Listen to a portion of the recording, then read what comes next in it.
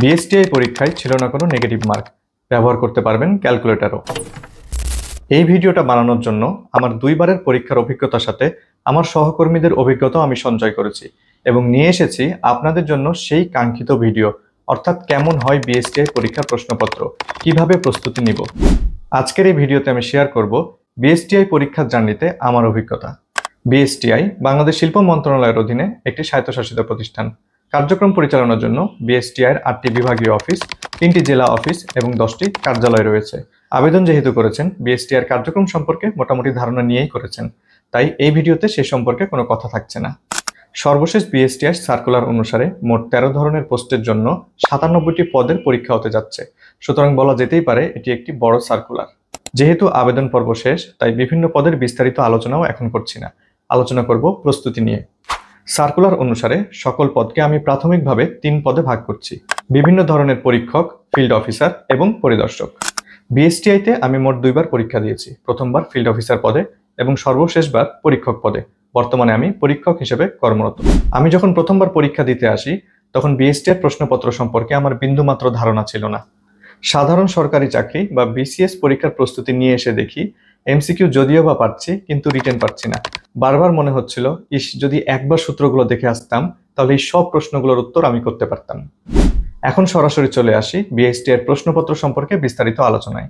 আপনারা যারা এখন ভিডিওটি দেখছেন, আপনারা অবশ্যই কোনো না কোনো পদে আবেদন করেছেন। আপনারা যে পদে আবেদন করেন না কেন, কিছু তথ্য সবার জন্য কমন। প্রথমত, বিএসটিআইয়ের অন্তত সর্বশেষ পরীক্ষা দুটির দায়িত্বে ছিল বুয়েট। বুয়েট যখন এক্সাম টেকার, তখন পরীক্ষায় আমি একটি কমন প্যাটার্ন দেখতে পেয়েছি। আলাদা কোনো প্রিলিমিনারি পরীক্ষা অনুষ্ঠিত হয় না, এমসিকিউ ও সিকিউ অংশ নিয়েই সরাসরি লিখিত পরীক্ষা অনুষ্ঠিত হয়। পরীক্ষার ধরন বিবেচনায় বলা যায়, মোট 100 মার্কের মধ্যে এমসিকিউ ও রিটেন 50-50 বা 60-40 মার্ক অনুসারে বণ্টিত হতে পারে। এমসিকিউ ও রিটেন সহ 100 মার্কের এই পরীক্ষার জন্য মোট সময় 90 মিনিট। এমসিকিউ এর জন্য ওএমআর এবং রিটেনের জন্য প্রশ্ন সহ খাতা পরীক্ষার শুরুতেই একসাথে দেওয়া হয়, যার যেটা ইচ্ছা আগে বা পরে করতে পারে। এমসিকিউ ও রিটেনের মোট নাম্বারের ভিত্তিতে রেজাল্ট আসবে। ভাইভাতে সম্ভবত 10 বা 20 নাম্বার থাকে, তাই আসল খেলা রিটেনের ওই 100 মার্ক। গত 2বার ক্যালকুলেটর অ্যালাউ করেছিল।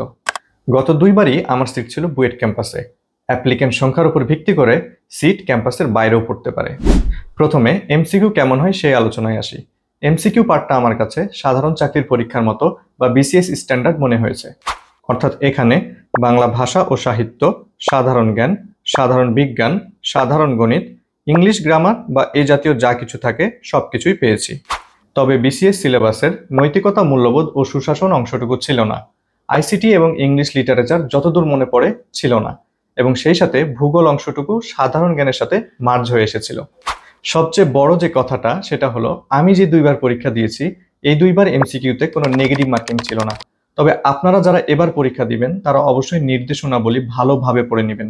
এটা কিন্তু পরিবর্তন হতে পারে। এবার চলে আসি সবচেয়ে আকাঙ্ক্ষিত প্রশ্ন, রিটেনে কি থাকে।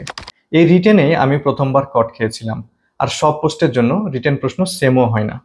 তবে একটু সারসংক্ষেপ দেওয়াই যায়। গতবারের মতো হলে রিটেন পরীক্ষা হতে পারে 40 বা 50 মার্কের উপর। যেহেতু বিএসটিআইয়ের অধিকাংশ পদই টেকনিক্যাল, তাই লিখিত পরীক্ষার প্রশ্নপত্রও সে অনুযায়ী কম্প্যাটিবল ভাবে তৈরি করা হয়। পদভেদে সম্পূর্ণ ডিপার্টমেন্টাল বা বিষয়ভিত্তিক, আংশিক ডিপার্টমেন্টাল ও আংশিক বেসিক বা সম্পূর্ণ বেসিক থেকে প্রশ্ন হতে পারে। বেসিক বলতে বেসিক ফিজিক্স, কেমিস্ট্রি এবং ম্যাথ থেকে প্রশ্ন আসে, যা অনেকটা এইচএসসি সিলেবাসের সমতুল্য। আর বুয়েট যদি আবারও পরীক্ষার দায়িত্ব পায়, তাহলে তাদের প্রশ্নপত্র বুয়েট ভর্তি পরীক্ষার মতোই চ্যালেঞ্জিং হতে পারে। সহজভাবে বললে, আপনার আবেদন করা পদ যদি রসায়নের সাথে সম্পর্কিত হয়, তাহলে প্রশ্নে কেমিস্ট্রির প্রাধান্য থাকবে, আর যদি পদার্থবিদ্যার সাথে সম্পর্কিত হয়, তাহলে প্রশ্নে ফিজিক্সের প্রাধান্য থাকবে। প্রথমে শুরু করা যাক পরিদর্শক ও ফিল্ড অফিসার পদ দুটো নিয়ে। পরিদর্শক ও ফিল্ড অফিসার পদে বেসিক ফিজিক্স, কেমিস্ট্রি এবং ম্যাথ থেকে প্রশ্ন হয়ে থাকে। এখানে ডিপার্টমেন্টাল কোনো প্রশ্ন হয় না। আমার নিজের পরীক্ষার এক্সপিরিয়েন্স থেকে যেটা মনে হয়েছে, যারা এইচএসসি বা অ্যাডমিশনের টিউশনি করাচ্ছেন বা করিয়েছেন, তাদের জন্য এসব প্রশ্ন কিছুই না। উদাহরণ হিসেবে বলা যেতে পারে, a signature written in carbon pencil weighs 1 milligram, the number of carbon atoms present in the signature. এই ধরনের প্রশ্ন 2বার এসেছে। If the radius of a hemisphere is 3 inches, what is the volume of the hemisphere? Find out if the line 2y minus 4x minus 10 is equal to 0 is parallel to y is equal to 2x plus 27 or not. If z is equal to x plus iy, locus z into z plus 2 is equal to 3, find the radius. Write 5 formula of different chemicals. এছাড়াও molarity related math, pH pKa related math, log related math, projectile motion related math, circle and chord related math ইত্যাদি প্রশ্ন গত 2 বছর দেখা গেছে।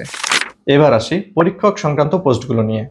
পরীক্ষক food and backed, পরীক্ষক রসায়ন, পরীক্ষক মান কৃষি ও খাদ্য, পরীক্ষক মান রসায়ন, এই 4টি পদের ক্ষেত্রে প্রশ্নের প্যাটার্ন একই ধরনের। 2022 সালের পরীক্ষায় পরীক্ষক ফুড অ্যান্ড ব্যাক্ট এবং পরীক্ষক রসায়ন একই প্রশ্নে একই সাথে পরীক্ষা অনুষ্ঠিত হয়েছে, যেখানে শুধু বেসিক কেমিস্ট্রি বিষয়ে প্রশ্ন ছিল। 2023 সালের পরীক্ষায় এই দুটি পদের জন্য আলাদা আলাদা প্রশ্নপত্র ছিল। পরীক্ষক রসায়নের প্রশ্নপত্রে আবারও শুধু বেসিক কেমিস্ট্রি ছিল, তবে পরীক্ষক ফুড অ্যান্ড ব্যাক্টের প্রশ্নপত্রে বেসিক কেমিস্ট্রির পাশাপাশি বেসিক ফুড এবং বায়োলজি থেকে প্রশ্ন ছিল। তবে উল্লেখযোগ্য বিষয় হলো 2022 ও 23 সালের এই দুটি পদের পরীক্ষায় বেসিক পদার্থ ও গণিত থেকে কোনো ধরনের প্রশ্ন হয়নি।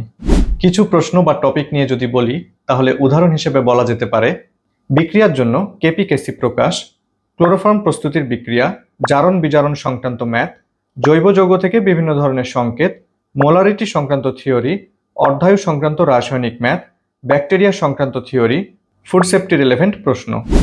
পরীক্ষক ইলেকট্রিক্যাল ইলেকট্রনিক্স পদার্থ, এই পদের বিগত সালের লিখিত পরীক্ষায় সকল প্রশ্নই ছিল ডিপার্টমেন্টাল।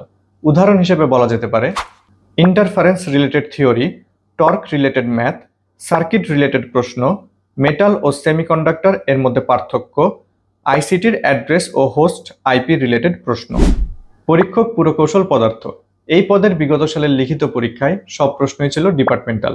উদাহরণ হিসেবে বলা যেতে পারে SFD, BMD, diagram related math, shear stress, tensile stress, deflection related math, fineness modulus এবং বিওডি রিলেটেড ম্যাথ। পরীক্ষক টেক্সটাইল পদের বিগত সালের লিখিত পরীক্ষায় বেশিরভাগ প্রশ্ন ডিপার্টমেন্টাল থাকলেও 2-1টি বেসিক কেমিস্ট্রি থেকে প্রশ্ন দেখা গেছে। উদাহরণ হিসেবে বলা যেতে পারে heat generation in non oven process related math, total needle punch related math, recipe for enzyme desizing related theory, top view and side view draw related theory, entropy related math, titration related basic chemistry math. তাহলে overall যা বোঝা গেল, BSTI লিখিত পরীক্ষায় ভালো করতে basic physics, chemistry এবং ম্যাথের পাশাপাশি ডিপার্টমেন্টাল প্রস্তুতি ভালো থাকতে হবে। যারা অনার্স লাইফে ইন্টারমিডিয়েট সিলেবাসে টিউশনি করিয়েছেন, তাদের কাছে এই পরীক্ষা সহজ মনে হতে পারে। তবে যারা টিউশনি করাননি বা চর্চার বাইরে আছেন, তারা এখন থেকে ভালোভাবে প্রস্তুতি নিতে পারেন। আর সব শেষে যেটা কথা, গত 2 বার এই প্যাটার্নে পরীক্ষা হয়েছে মানে আর কোনো পরিবর্তন আসতে পারে না এমন কিন্তু নয়, তাই প্রস্তুতি নেবেন ডিপ্লোম্যাটিকভাবে।